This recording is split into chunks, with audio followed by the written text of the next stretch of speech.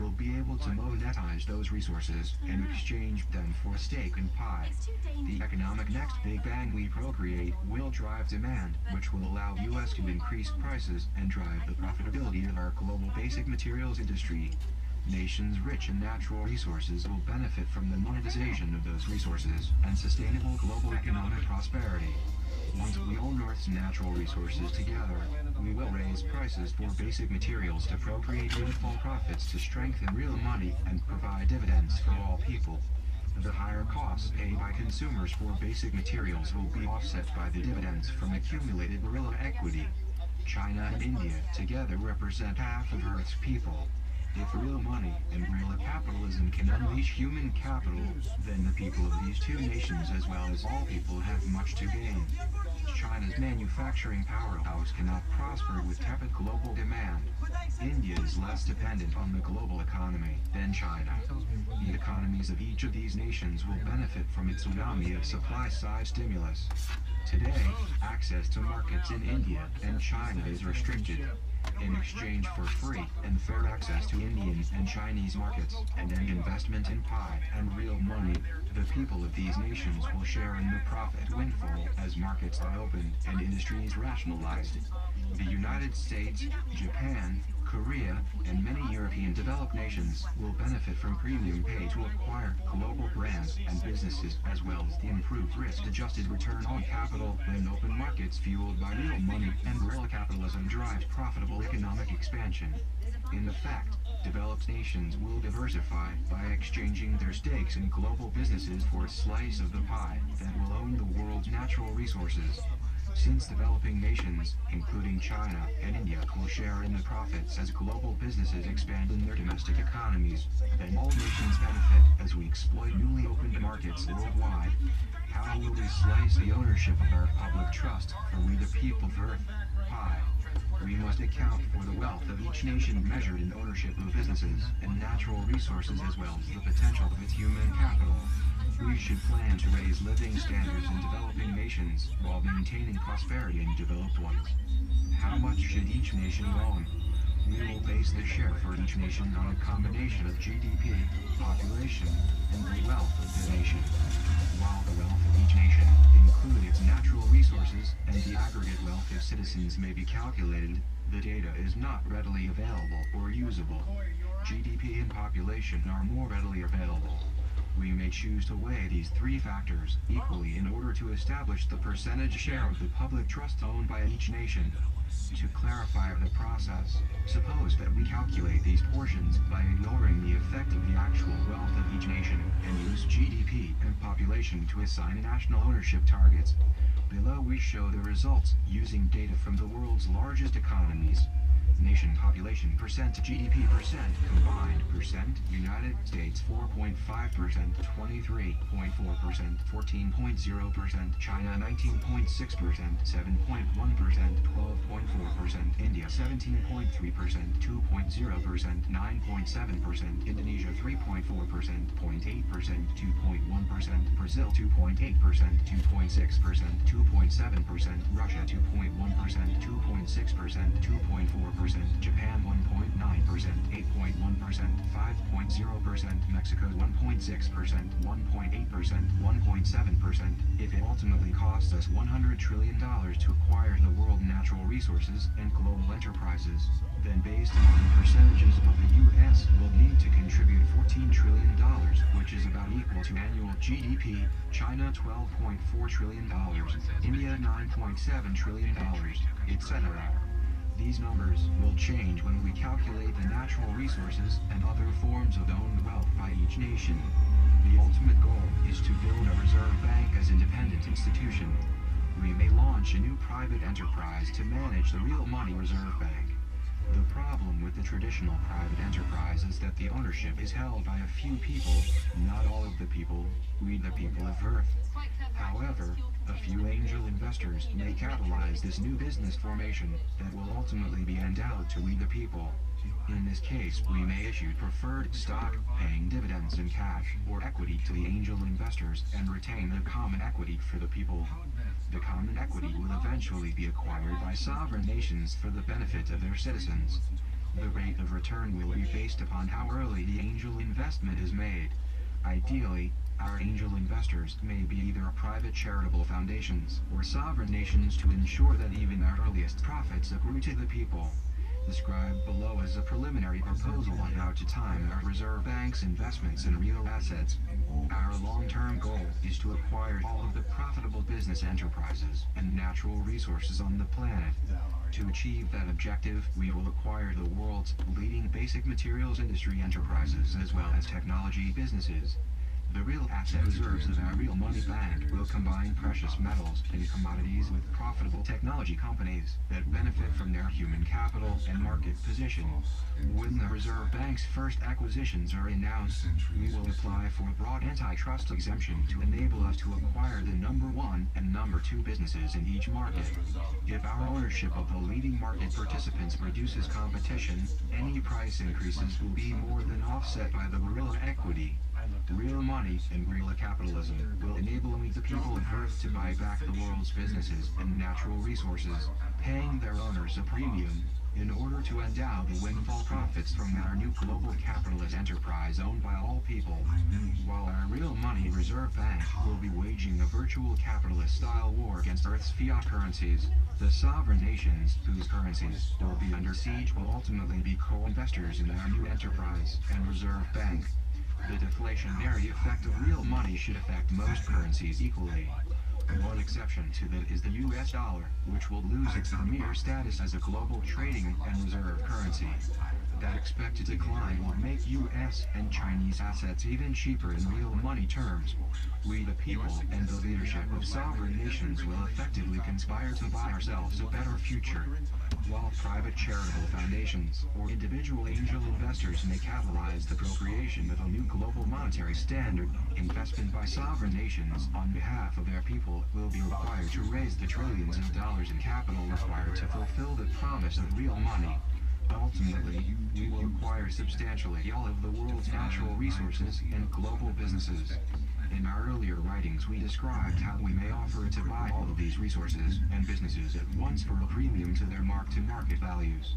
Alternatively, we may choose to wage war on the currencies of Earth over an extended period of time. We will require at least $1 trillion in real assets to create a credible currency. However, we may launch real money with about $1,00200 billion. Below is a staged plan for creating real money. We will assume that our ends justify our means, endowing US with the right to front-run our own plan on behalf of we the people of Earth. We will game the money game in order to win this war to end all war and injustice. Here's an example of how a staged buy-out may transpire. 1. Since we know that as soon as we announce the procreation of a new monetary standard, the world's fiat currencies will destabilize and devalue, we can financially benefit by investing in the real asset most likely to rise, gold. In anticipation of this, we may make leverage bets on gold, buying derivatives, and futures. 2. We announced buy-out offers for the top 3 gold mining companies, Barrick Gold, Newmont Mining, and Gold Corporation. We will request an antitrust exemption to allow the consolidation of these businesses and to acquire any other gold miners, but that is not crucial to our plan. We announced that we intend to divert some or all of the gold mined to the gold reserves of the Real Money Reserve Bank. This will drive up the price of gold, providing the profit windfall from our gold derivatives and futures. 3. We the people of Earth, represented by our Real Money Reserve Bank, will offer sovereign nations equity stakes in exchange for title to each nation's reserve of gold. We offer to exchange each nation's ownership of natural resources for equity in our public trust and reserve bank. 4. We announce guerrilla capitalism and plans to acquire Google, Yahoo, Facebook, or some internet-based business. Everyone on Earth will receive a one-time bonus in guerrilla equity and share 1/3 of the profits of their purchases or actions. Users will be encouraged to sign up for their bonus in order to begin accruing dividends in their guerrilla equity accounts. Users will receive guerrilla equity for conducting a search or clicking on an ad. 5. We announced the plan to acquire all of the businesses and basic materials and the natural resources owned by sovereign nations. Nations will exchange their stakes in oil or other national resources in the ground for equity in our reserve bank. When we acquire all of the world's oil, we will raise its price to maximize profits. If we wanted to play this out, we may choose to stage our purchases and game the price swings from our actions and announcements. 6. We announce real money and the real money total customer satisfaction guarantee. If you are not satisfied with your real money after 1 to 7 years, then we will return the currency that you exchanged for real money. In effect, we will guarantee the value of real money. It would not cost us much to just store all of this currency in a vault, but we may actually make lots of money on this currency float and by trading derivatives that short the fiat currencies under siege by real money. 7. Once the world's fiat currencies significantly deflate relative to real money, PI announces plans to acquire the market leaders of every industry. We will offer to acquire the top 2 competitors for each market or industry while promising to operate these businesses independently. The deflation of fiat currencies relative to real money will increase our buying power without really costing our sellers anything. If real money doubles in value relative to fiat currencies, then our costs to acquire businesses will be cut in half, and real money will be stronger. That does not mean that those who sell real assets to our public trust earn any less if all currencies fall equally relative to real money. 8. We offer to acquire the world's remaining business enterprises at a premium to their mark-to-market value at that time. We will seek a broad antitrust exemption from regulatory authorities to allow us to restructure and recapitalize our constituent businesses to maximize profitability. Many markets and industries will be restructured into oligopolies to maximize profits. 9. With real money that has grown in value relative to Earth's fiat currencies, our Reserve Bank will acquire the sovereign debt of each nation up to 100% of that nation's GDP. The Reserve Bank will issue its own debt to raise the funds to buy back this debt, or we will simply print the real money needed to acquire the debt. Each sovereign nation will receive a share of real money equal to their investment in the public trust to be used to cash out that nation's fiat currency. This debt retirement and the incremental income generated from each nation's stake in our public trust will enable government to reduce or eliminate taxes. 10. The tsunami of supply-side stimulus from procreating real money and implementing guerrilla capitalism will fuel a sustainable trickle-down and trickle-up positive income loop. For today's owners of existing capital, their investments will be exchanged for risk-free preferred equity or bonds, paying much higher, 4 to 5% greater returns than the closest risk-adjusted equivalents. The only way for the wealthier among us, and that means most of those living in the developed world, to capitalize on the windfall profits from our expanding global enterprises will be to consume products and services and earn 1/3 of the profits in guerrilla equity. The poor will build their individual nest eggs with guerrilla equity from their consumption as well as from their internet-based profit-producing actions. Consumption and individual contributions of human capital will be rewarded with dividend-producing guerrilla equity, which will build an aggregate income pyramid. Will the future of we the people of Earth be decided by the fate of money? Today we the people unwittingly play a less than zero-sum game on the battlefields of global commerce. If real money and guerrilla capitalism can catapult the fortunes of humanity invested in a common public trust, then we may ask how this miraculous bounty fits into cosmology. Is this a natural step in the Darwinian evolution of human civilization, or is idea endowed in the beginning by a higher power and creator of this game of lives played by humanity for thousands of years? Must we the people divided, face Armageddon, before we realize that our individual and national interests are best served by merging our economic interests? If this game is intelligently designed, then how will its creator measure the performance of humanity? Nothing is more powerful than an idea whose time has come.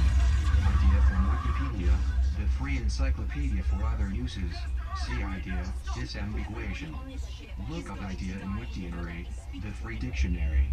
A plan or scheme for doing something, or intention in the most narrow sense, an idea is just whatever is before the mind when one thinks.